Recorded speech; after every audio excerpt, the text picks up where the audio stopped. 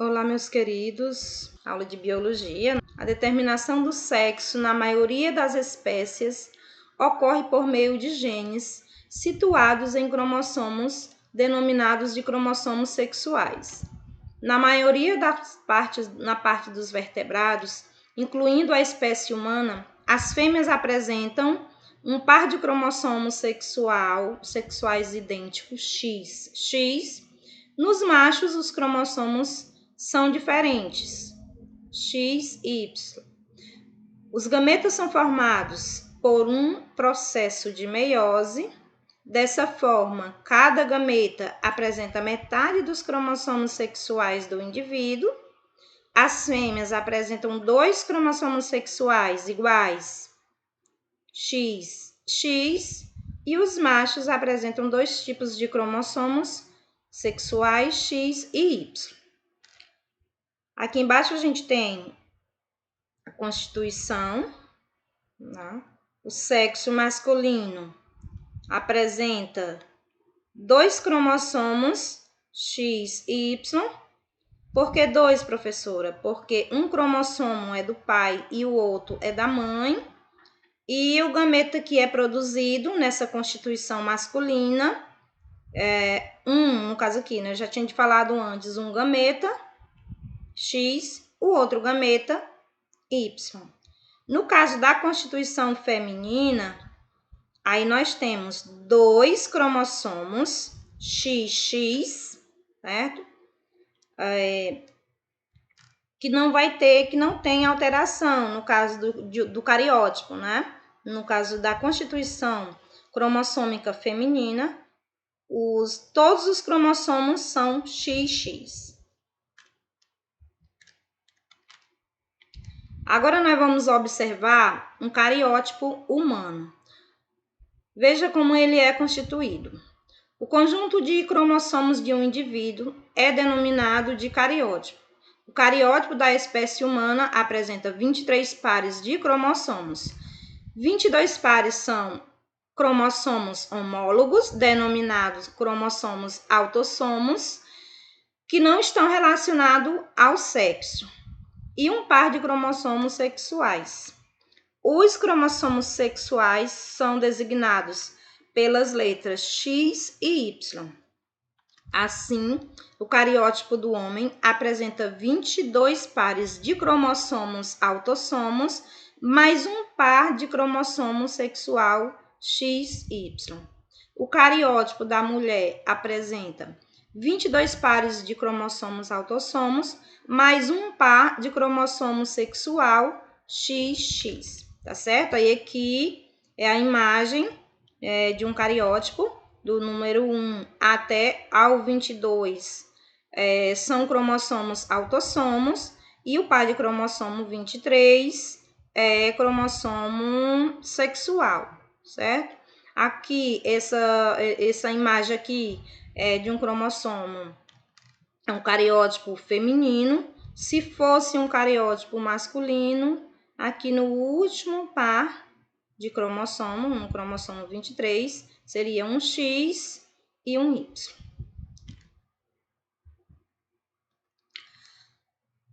Agora, acontece que muitas vezes na divisão celular, no momento da constituição desses cromossomos, ocorre um erro, né? Um erro numérico, acontece uma alteração e aí vem um ser, né? Um novo ser gerado com algumas anomalias.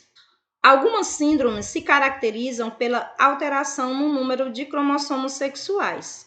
A síndrome de Turner e a síndrome de Klinefelter, tais anomalias decorrem de um defeito na meiose chamada não disjunção, ou seja, a não separação de um par de homólogos durante a anáfase 1 da meiose. Então, essas anomalias ocorrem porque no momento da divisão celular, no período da meiose, esses cromossomos eles são divididos de maneira errônea, né? Ou seja, não ocorre a separação como deveria ocorrer. Então, vou mostrar aqui para vocês a síndrome de Turner.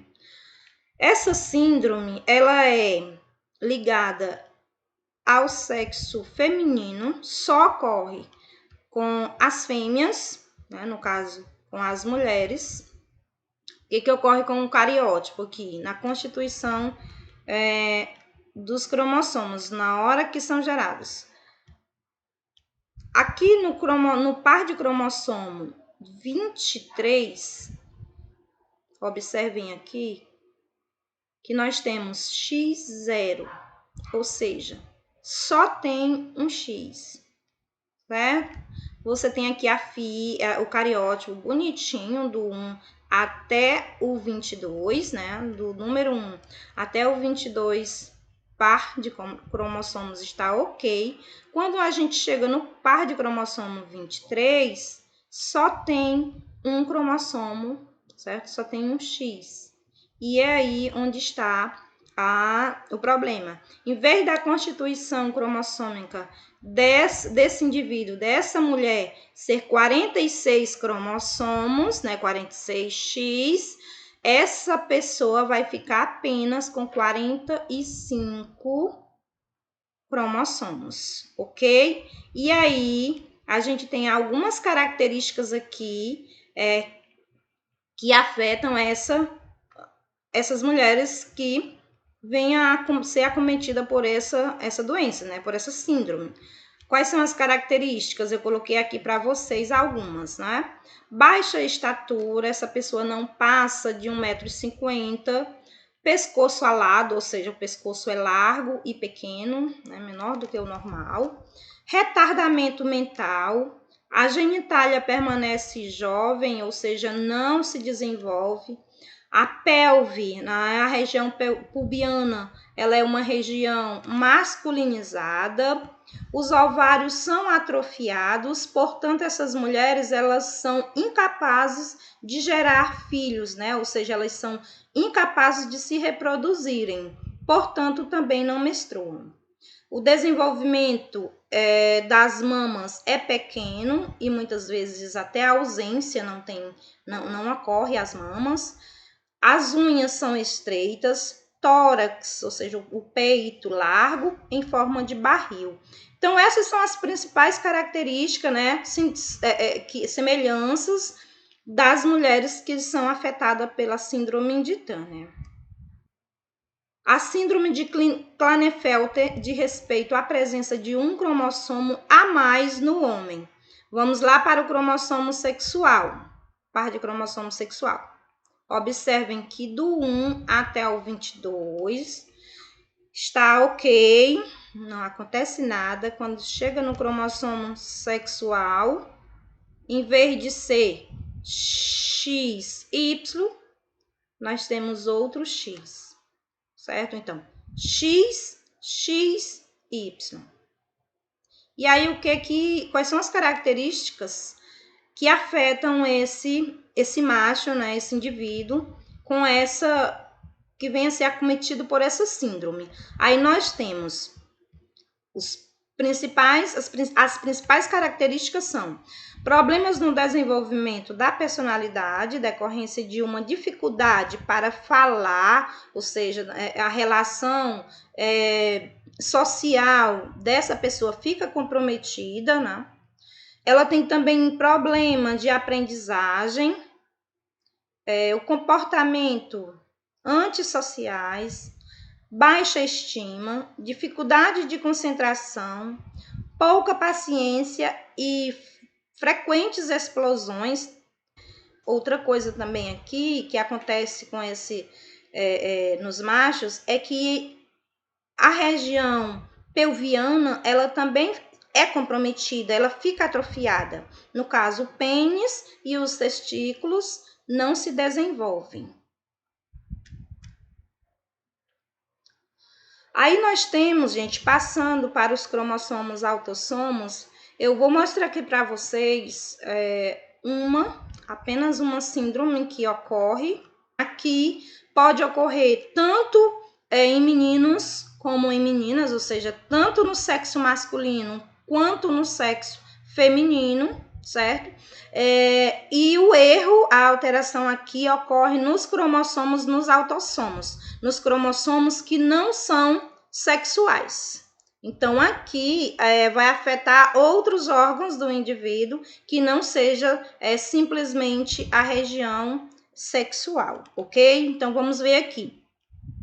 A síndrome de Down, por exemplo, é uma alteração que ocorre no cromossomo 21, que é encontrado em triplicata, e isto acarreta em células com 47 cromossomos.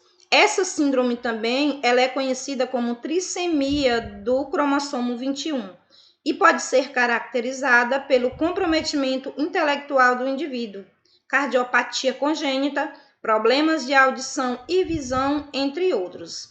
Então, o que acontece aqui com a síndrome de Down?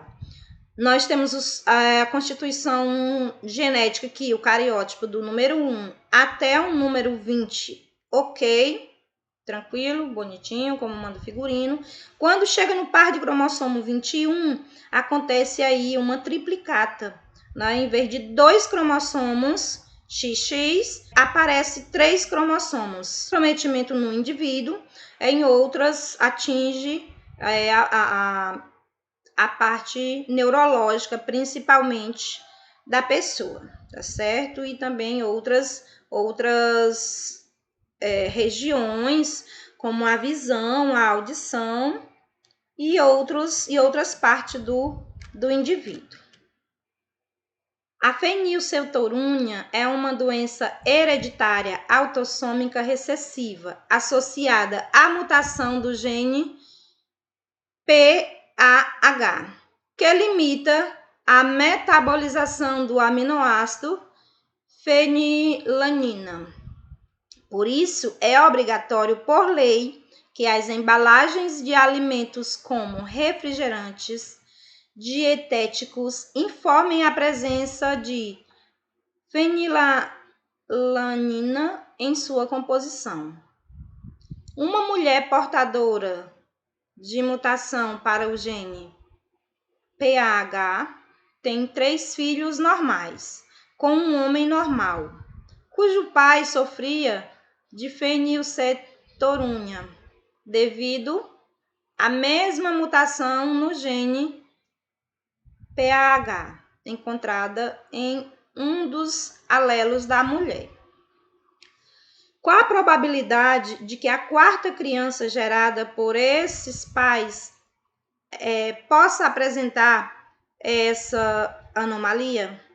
Então, a questão fala de uma mutação genética que ocorre nos cromossomos autossômico. Nós temos a opção A, 0%, B, 12,5% de probabilidade, C, 25%, D, 50% e E, 75%.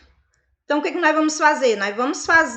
Vou fazer com vocês aqui o comentário dessa questão. Vamos responder junto.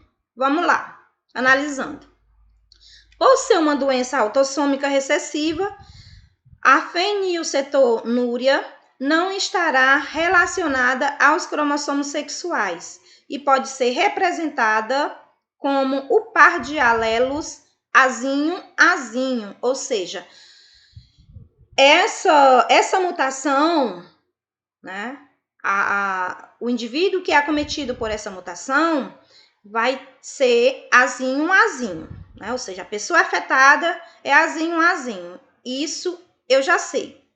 Ok, continuando. As pessoas normais, nessa questão, os pais, os avós, a família que está envolvida, vai ter os alelos azão-azinho ou azão-azão.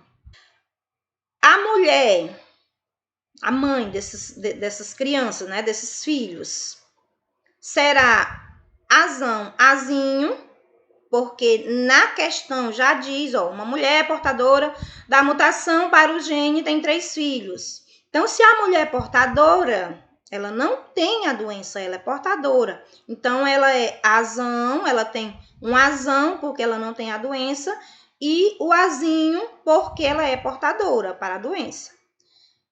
É normal porque tem o gene da mutação. O pai dos filhos também será portador, Azinho, já que seu pai possuía mutação, assim ele herdou esses genes recessivos. Observação: os filhos não precisam ser incluídos nessa questão aqui, nessa conta, ok? Não tem importância, então eles não vão ser incluídos. O cruzamento entre os pais, vamos lá. Ok, aqui eu já tenho meu ponto de partida para responder a minha questão. Eu sei que os pais são Azinho, mãe, e pai, Azinho. Aí a gente faz o seguinte, Azão, certo? Aqui, Azinho, Azinho.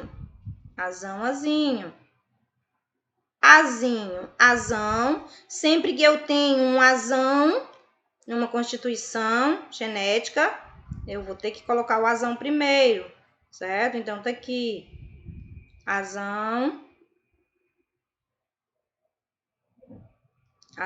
Azinho. E por último, o Azinho com o Azinho, aqui o Azinho. Certo? Aí, qual foi o resultado aqui? Você vê que 25% é Azão, homozigoto, 50% é Azinho, heterozigoto, e 25% aí no caso, se esse casal tivesse um quarto filho, seria acometido pela doença, ok? Aí vem a pergunta: qual a probabilidade de a quarta criança gerada por esses pais apresentar a fenilcetorúnia? A probabilidade da criança nascer com a doença será 25%. Portanto, o item correto será o item C.